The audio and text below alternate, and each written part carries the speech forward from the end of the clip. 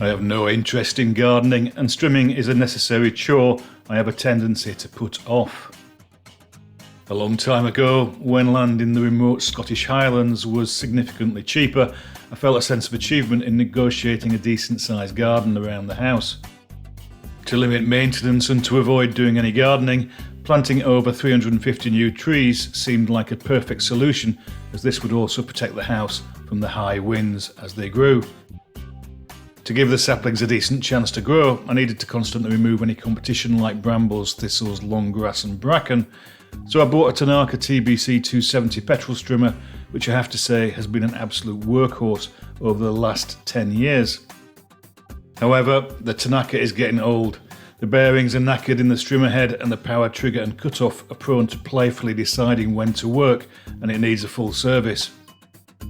So faced with the cost of up to 250 galactic credits to get the Tanaka sorted, but which would still leave me with an extremely well used 10-year-old strimmer, I decided to put the money into a new strimmer instead.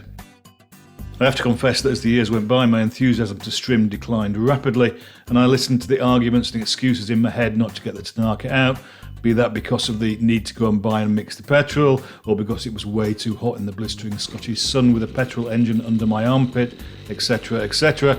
I kept delaying using it until the garden was typically in full jungle mode, and so the process was even more arduous than it needed to be. Quite pathetic, really. Anyway, so back to using those 250 galactic credits to buy a new strimmer, and I wanted something that would be relatively future-proof, with few barriers to using it, and that didn't leave me with a petrol fume headache every time I used it, so the obvious choice was a cordless battery strimmer, given the size of the garden.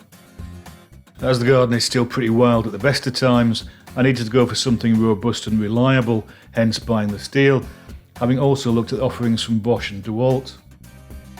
I chose the FSA 86R because it sits at the bottom of Stihl's semi-professional range, and despite the extra cost of the AP over the AK batteries, it seemed to tick all the boxes, particularly as I am in last time buyer mode at the age of 66 and wanted a quality brand that would hopefully mean I have no need to buy another strimmer in my lifetime. It's also waterproof, which whilst I wouldn't typically strim in the rain, is useful for those West Coast showers that are part of life up here.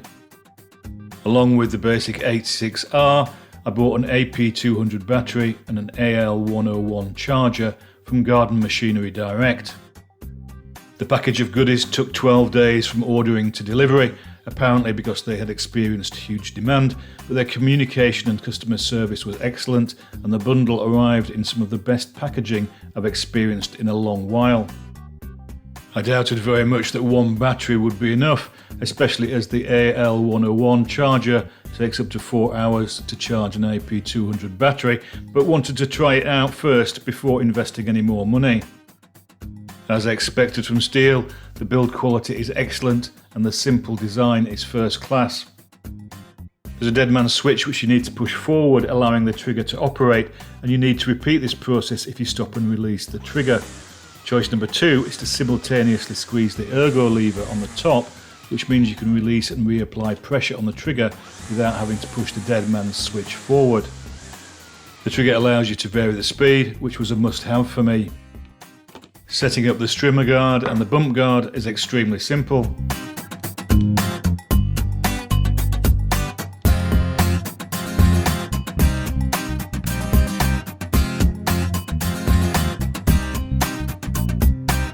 The mowing head is also simple to remove, and loading line is semi-automated by feeding the full length of line in through the mowing head and then ratcheting the click wheel to draw the line around the spool. This is an improvement on the Tanaka, where loading the line is completely manual and always required a bit of luck that the line didn't unwind on the spool before putting it all back together. That said, it'll be interesting to see how the Stihl mechanism manages once the mowing head has been used a bit and all manner of organic material is festering in the mowing head itself. Line feed is by tapping the rotating head, and the blade in the strimmer guard cuts off any excess line. The handle was also easily attached with a couple of bolts, and I later moved it down once the battery was in place so that it was the midpoint in terms of balance. That said, the Allen key provided was a tad long to fit under the handle, which seemed a bit odd.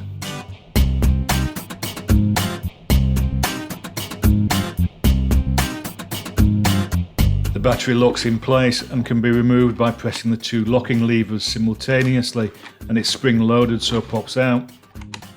Whilst the Tanaka petrol mower is rated at 116 decibels, the Stihl comes in with an equivalent LWA of 91.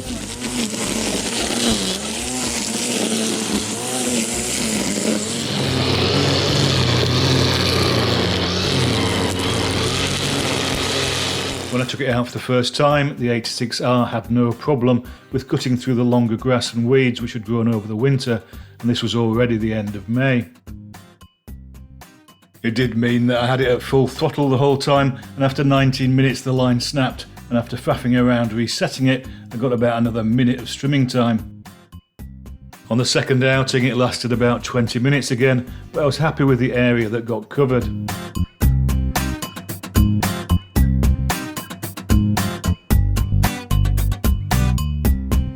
For comparison, the Tanaka did this area of winter growth in 1 hour and 45 minutes and used 3/4 of a litre of petrol.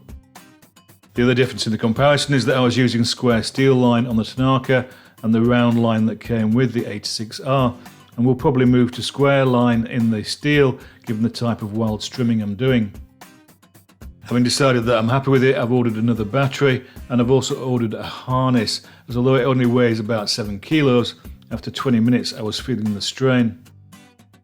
I have to say I'm very happy with the power of the Stihl to cut through reeds and clumps of grass, even if the battery limits strimming time, and once I get into maintenance mode, then 40 minutes of strimming off 2 batteries is probably about as much as I want to do at any time anyway. That said, I recognise that I need to adopt a little an often attitude and not leave everything to grow so it becomes a major event. Given the plug and play ease of use of using the Stihl, I really don't have an excuse anymore. In the meantime, I'll use the Tanaka for the really tough stuff until it fails completely, and then give it to a deserving cause. It's all good.